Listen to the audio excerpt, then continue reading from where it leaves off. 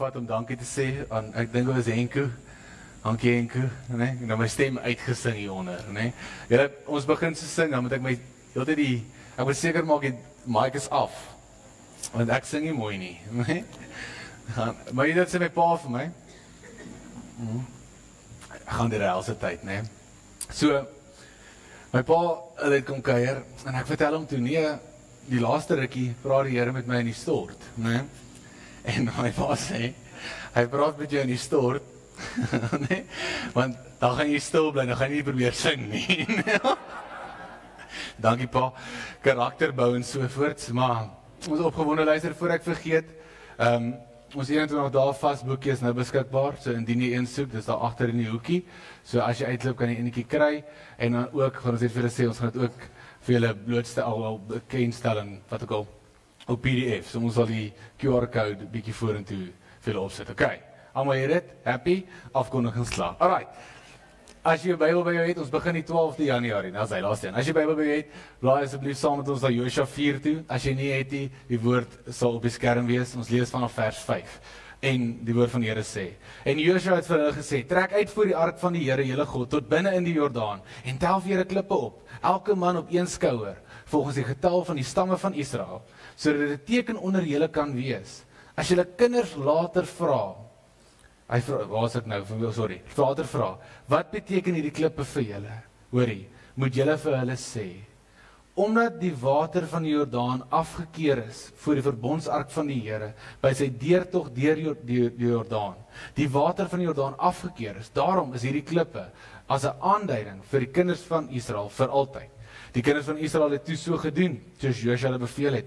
Hulle het 12 klippe uit die middel van die Jordaan opgetel, soos die Here met Josua gespreek het, volgens die getal van die stamme van die kinders van Israel. En hulle het saam met hulle gebring na die slaapplek toe en dit daar neergesit.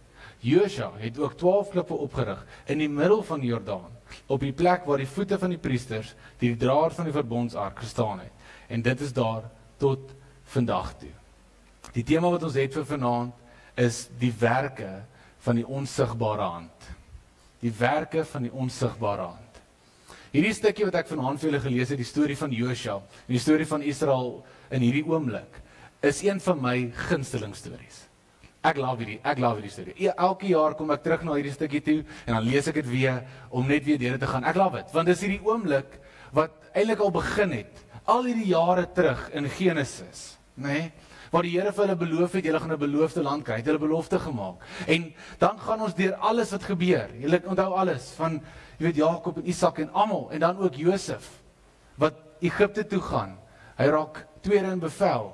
Hy gaan eers in die tronk in, nee, baie lang storie, gaan lees dit bietjie, maar dan gaan hy in en hy word tweede in bevel.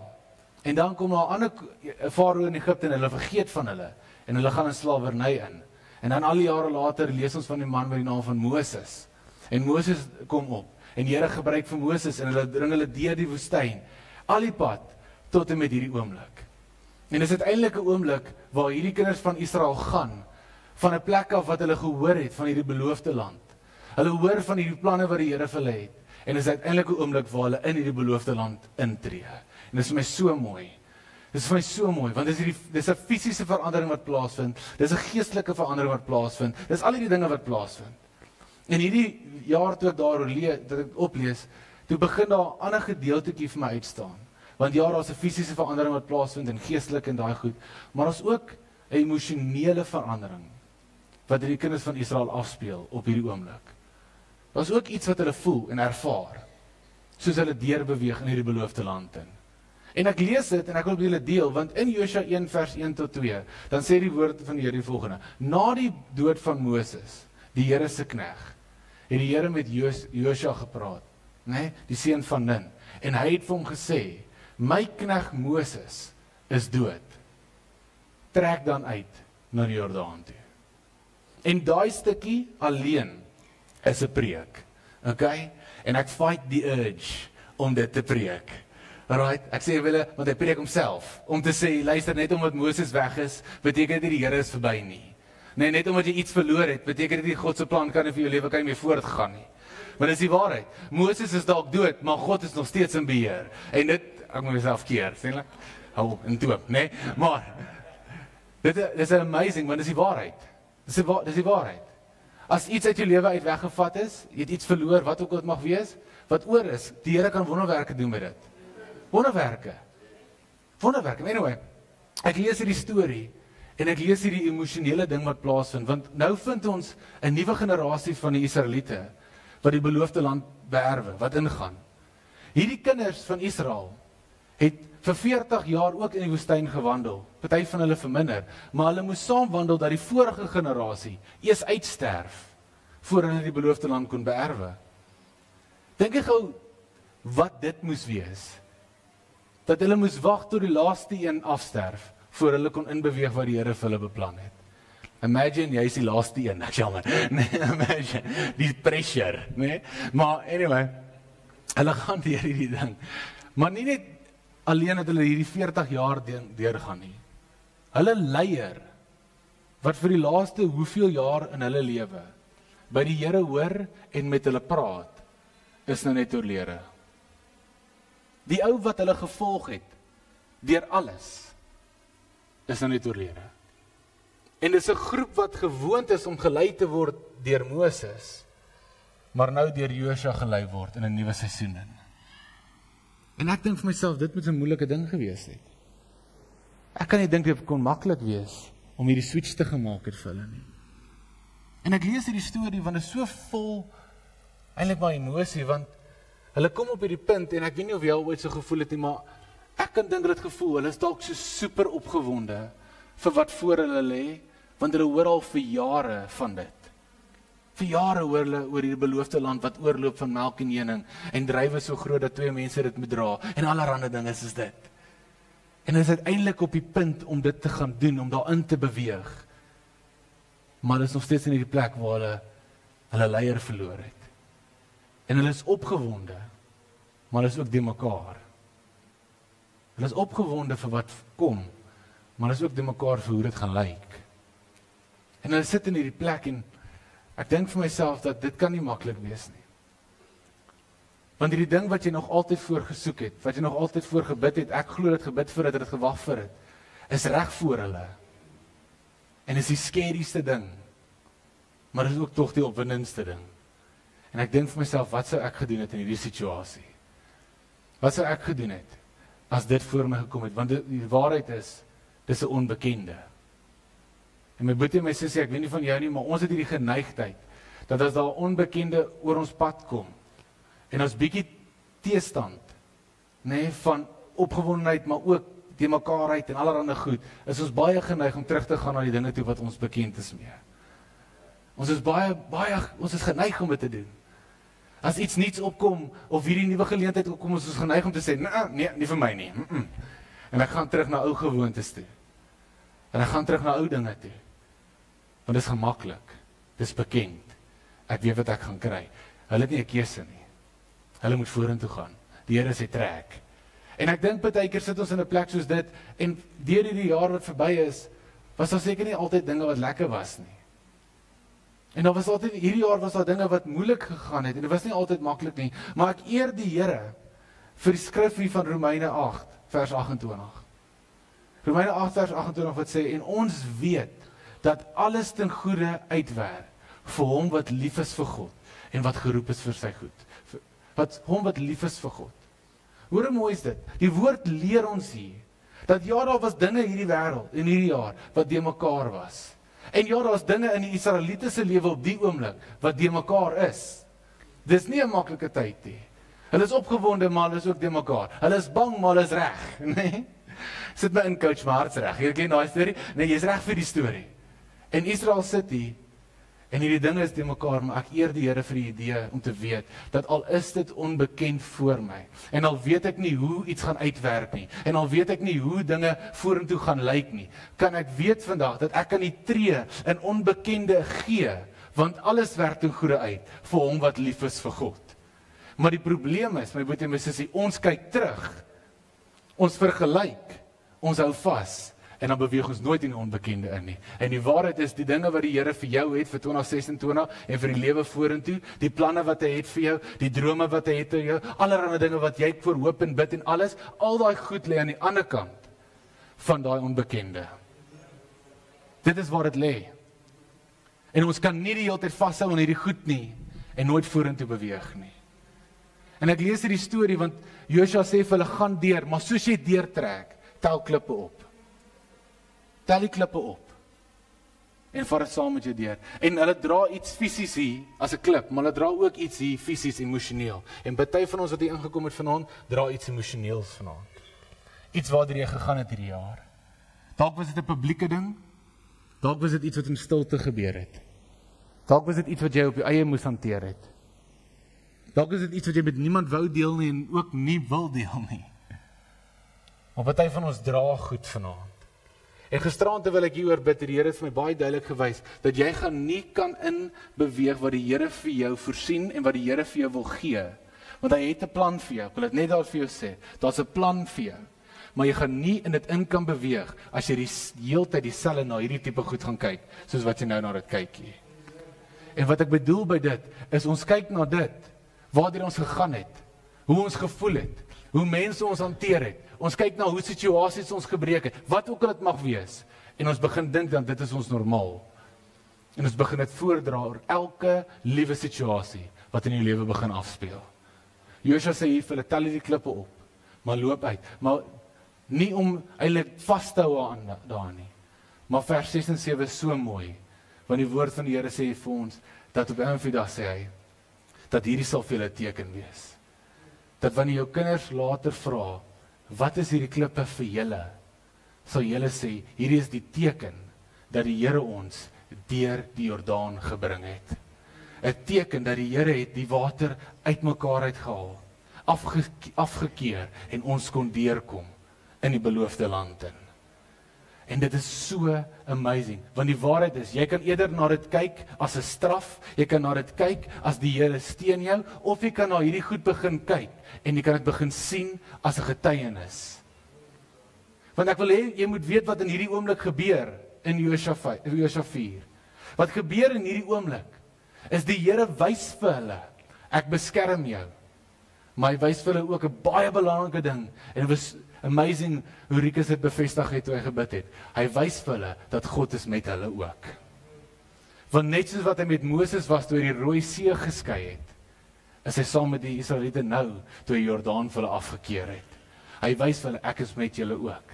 En my boetie en my sussie, net omdat jy hier sit vanaand en jy het asem in jou longe, is bewyse dat God is met jou ook. Net so wat hy met Moses was, en Josua was, en Petrus was, en Paulus was, en almal van wie ons lees, is die Here saam met jou ook vanaand. Maar die probleem is, net so graag so wat die Here jou getuienis wil gebruik, want hy wil dit gebruik. Hy wil dit gebruik om mense se lewens te verander, hy wil dit gebruik om uit te gaan, dat jy 'n getuie kan wees in hierdie wêreld, en gaan doen wat die Here jou geroep het om te doen. Net so graag so wat die Here dit wil gebruik, wil die vyand dit ook teen jou gebruik. En hier is 'n belangrike oomblik, want ons moet besef hierdie jaar, dat baie keer wat gebeur is, ons gaan deur goed. En jy het oorleef, nee? Kan ons net gou 'n oomblik vat, jy het oorleef, jy staan hier, daar's asem in jou longe, jy's hier, die Here is nog nie klaar met jou nie. Amen? Jy is maar stil vir die nuwe jaar, come on, nee? Anyway, hulle moet my keer, anyway, nee, ek is die hele dag al, ek kry my maal so jammer, nee, want ek het die preek al seker 4 keer vir hulle vertel, maar, sorry ma, anyway, hulle het gesê ek mag hulle nie op die spot sit nie, maar hulle is hier ergens, ek gaan nie, nee, so ek gaan nie, anyway, terug na die punt toe. Hulle is in hierdie plek, en die Here wys vir hulle, net soos ek met Moses was, as ek saam met jou. En jy moet hierdie klippe oprig as 'n getuienis, as 'n teken, dat die Here het jou deur hierdie gebring, dat God is met jou. En dis 'n belangrike oomblik, want ons vat hierdie dinge waartoe ons gegaan het, en die vyand gebruik dit, om jou identiteit te begin vorm deur dit. En die waarheid is, my boetie, my sussie, waartoe jy gegaan het, is nie wie jy is nie. Wie jy is in Jesus Christus. Dit is wie jy is. En jy kan nie hierdie jaar deurgaan, as jy nie weet wie jy is in Christus nie. Ons kan nie meer rondswerf nie. Ons kan nie. Ons kan nie meer aangaan en dink, omdat ek deur dit was, is dit wie ek is nie. Nee, my boetie, my sussie, dit is 'n getuienis. Dit is 'n getuienis van die goedheid van God. En ek weet nie waar jy is hierdie jaar nie. Ek weet nie wat het jy gedra hierdie jaar, en wat se battles jy moes beklei nie. Ek weet ons almal het iets gehad wat ons uitgedaag het. Al was dit dalk net die bokke, bid vir my. Nee. Formule 1 is hier reg hier. Julle moet reg volgende jaar is ek beter, né? Maar die waarheid is ons sit vanaand en ons sê wie van julle het al gesê nuwe jaar nuwe ek, hè? Ja, en opsteek jy gaan jou point, né? Meeste van ons sê nuwe jaar nuwe ek. Ek het nou 'n nuwe tegniek. Ek is besig om my liggaam te voel, né? So nou vanaand eet ek 'n broodjie. En ek sê vir hulle, nee, ek gaan niks verander nie. Môreoggend 7 uur draf ek. Verstaan jy, né? Die liggaam bietjie skok, né? Jy moet nie weet wat kom nie. As jy my op die pad kry, bid vir my. Okay. As ek begin draf, daar's iets fout. Julle moet help. Maar ek lees hierdie storie. Ek dink vir myself, ja, soveel dinge wat hier gebeur. So mooi, dit is so 'n mooi verhaal, maar ek dink vir myself, hoeveel keer word ons vasgevang in dit? Hoeveel keer laat ons toe dat wat ons deurgegaan het, ons identiteit word. En in plaas daarvan om daar te getuig, beheer dit ons. En dan begin ons dinge anders te sien. Dan begin ons goed wegstoot wat die Here eintlik in ons lewe inbring. Dan begin ons hierdie geleenthede wat die Here oor jou pad bring, kan jy nie aangryp met alles nie, want jy hou so vas. Want dit is hoe dit moet wees. En dit is maar net hoe dit gaan wees. En die vyand verdraai die storie. En Israel is op hierdie oomblik en hulle sit klippe neer en ek dink aan my skrifgie, Openbaring 12 vers 11, wat sê, dat ons die vyand oorwin, deur die bloed van die lam, en op grond van jou getuienis. My boetie en my sussie, jy moet jou getuienis onthou. Jy moet onthou waar die Here jou gebring het. Jy moet onthou hoe goed die Here vir jou was. Jy moet jouself daagliks herinner daaraan, want die waarheid is, daar gaan daar kom wat dit moeilik raak. Daar gaan oomblikke kom wat dit nie maklik is nie. Maar is in daai oomblik wat jy moet onthou, dat soos God saam met my was daar, sal hy saam met my wees hier. Net soos wat hy met Moses was en Josua was, is hy ook saam met my vandag. En hierdie tekens, hierdie klippe wat opgerig is 'n teken dat die Here was saam met Josua. Hy het vir hulle gewys, ek is met jou. Ek is saam met jou. En weet, een ding wat ek geleer het hierdie jaar, dit was amazing wat die Here my hierdie jaar geleer het, is hierdie, dat die Here werk, al lyk dit nie so nie. Die Here werk, al sien ek dit nie. Al voel dit nie so nie. Die Here is besig om te werk. Want daar's hierdie onsigbare hand, wat dinge in jou lewe laat gebeur. En baie keer sê ons, dis toeval. En ek bely vanaand, ek het al baie gesê, dis net toeval. Dis per toeval, dis wat gebeur het. Maar daar's 'n skriffie wat in my hart afspeel die laaste rukkie en ek het nog heeltyd probeer in 'n preek inwerk, nog nie kans gekry maar vanaand se aand, né? Johannes 5 vers 17. Hoor wat sê hy? Jesus het hulle geantwoord: "My Vader werk tot nou toe en ek werk ook." Oh, ek love it. Ek love it want ek besef iets dat tot nou toe in my lewe het die Here nog die hele tyd gewerk. Tot nou toe in my lewe was die hand van die Here nog steeds besig om dinge in te bring en dinge uit te vat. Jy weet, ek sou in die begin gesê het, ek het net per toeval die posbeskrywing van Robertson gesien op Facebook. Nee, nie per toeval nie. Die Here het dit oor my pad gebring. En ek bely, want dis wat ek gedink het vir 'n rukkie. Maar hierdie skrifgie speel in my hart af. Om te weet, dat tot nou toe werk die Here. Tot nou toe is God besig om in jou lewe te werk. En al was 2025 'n donker tyd, en al was dit 'n moeilike tyd, is God nog steeds besig om te werk. Al is jy te mekaar, is God besig om te werk. En die ding is, my boetie, my sussie, dit is my so mooi, en ek vra hierdie week, ek vra vir Here, ek sê, Here, hoekom werk jy so agter die skerms? Want ons sien dit nie altyd dadelik nie, né? Dis eers wanneer jy terugkyk, dan begin jy besef, okay, dit moes gebeur. Okay, dit was die intensies, en okay, dit moes uitgegaan het, en dit moes ingekom het, en allerhande goed soos dit. En ek vra vir die Here, wat gebeur? En Efesiërs 2 vers 10, speel my hart af, en ek lees dit in die Amplified, hoorie, for we are his workmanship, his own masterwork, a work of art, created in Christ Jesus, reborn from above, spiritually transformed, renewed, ready to be used for good works, which God prepared for us beforehand, hoorie, taking paths which he set, so that we would walk in them, living the good life, which he pre-arranged and made ready for us. 4 goed wat hierdie skrif vir my leer, ek wil met jou deel. 4 goed. Die eerste een is, waar hy sê, we are his workmanship. Die Here werk agter die skerm, sodat jy kan besef, jy is syne. Die Here het hulle deur die Jordaan gebring, dat hulle kan weet aan wie hulle behoort. Jy moet weet aan wie jy behoort. Jy is his work of art, sê die Bybel. Okay? Hy is besig met jou. Die tweede ding wat dit is waar hy vir ons sê, created in Christ Jesus and ready to be used. Alright? So tweede ding wat hy doen, is hy berei ons voor. Baie keer as die hand van die Here in jou lewe begin werk, is hy besig om jou voor te berei vir iets wat hy jou geroep het voor. Die derde ding is waar hy sê, he set paths out before us, wat vir ons leer, dat daar was nog altyd 'n plan. Kan jy dit glo van hom? Dat die Here, daar was nog altyd 'n plan vir jou. Die Here het nog altyd 'n plan vir jou lewe gehad. Voor jy gebore was, het hy geroep by jou naam. Hy het jou geken. En hy het jou gebring tot waar jy gekom het vandag. Daar's 'n mooi skrif, Johannes 15 vers 16, wat sê, dat jy het my nie uitgekies nie, ek het jou uitgekies. En ek het jou aangestel om vrug te gaan dra, vrug wat sal hou.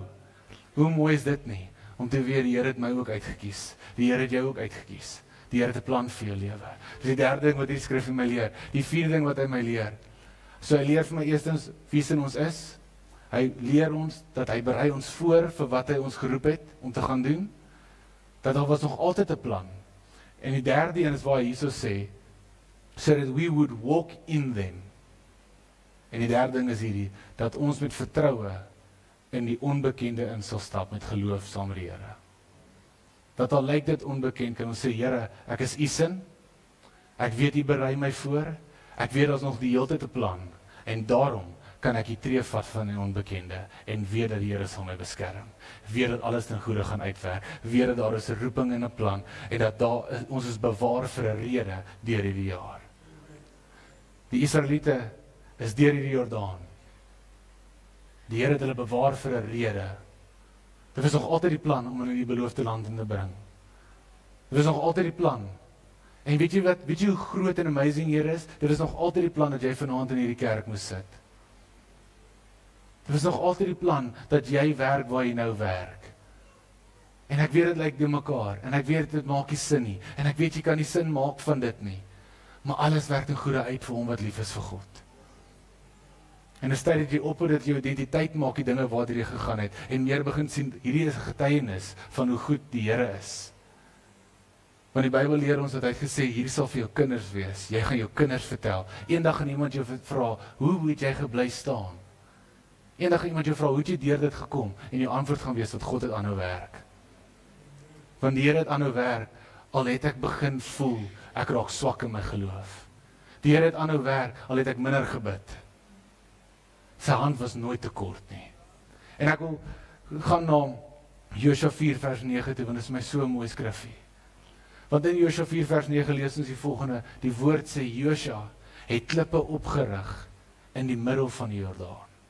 Dit het my gevang. Hoekom rig hulle klippe op in die middel van die Jordaan? Almal anders het dit buite gedoen, hoekom doen hulle dit binne? So die eerste vraag wat jy jouself moet vra is, hoe die Here hulle deur die Jordaan gekry? En dit lees ons in Josua 3 vers 15 tot 16, wat sê dat toe die priesters, die mense wat die ark dra, toe hulle voete by die water sit, en onthou, dit was nou oestyd, so die water het oorgevloei, die water was rof hierso, okay, Jordaan is nie baie diepie, ek was nog nooit daar nie, Google sê dit, okay, maar hy is nie baie diepie blijkbaar, alright, maar toe hulle die voete by die water sit, die woord sê, dat daar het 'n wal water opgegaan, by die stad van Dawid, 'n entjie weg, het daar 'n wal opgegaan, en die water wat afvloei, het ophou vloei voor die voete van die Israeliete, en hulle kom deurtrek. Nou hier is hoe amazing die woord is jy reg? Die plek waar die water opgerig is, as 'n wal, by die stad van Aram, is rondom by 30 km weg, van waaraf hulle deurgetrek het. Weet julle hoe perfek die timing moes wees, vir daai wal om opgerig te word, dat toe hulle voete die wal tref, toe hy die water oploop. Weet jy hoe perfek die timing van die Here is in jou lewe? Want van die begin af was daar 'n plan. Van die begin af het hy geweet, dat daar gaan 'n oomblik kom, wat jy deur die Jordaan moet gaan, en daar gaan 'n wal van water opgerig moes word. En my boetie, my sussie, julle ken my, nee, ek weet ek is 'n prentjie mens. So ek dink vir myself, hoe moes hierdie wal opgerig word?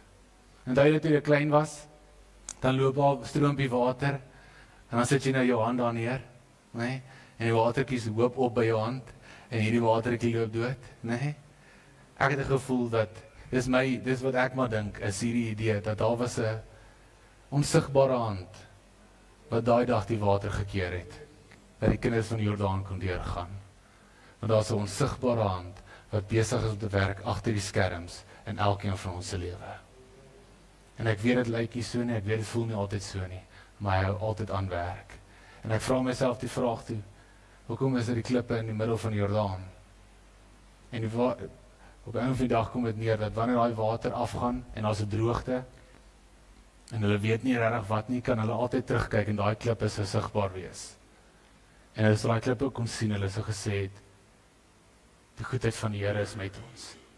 Die Here het my toe bewaar. Die Here sal my nou ook bewaar. My boetie en my sussie, my gebed vir jou vanaand, is dat jy sal terugkyk oor 2025, en jy sal die onsigbare hand van God sien. Jy sal die werke van daai hand sien, wat jy nie in die oomblik gesien het nie. Toe hy nee gesê het, toe jy wou hy moes ja sê. Toe hy jou links gevat het, toe jy wou regs gaan.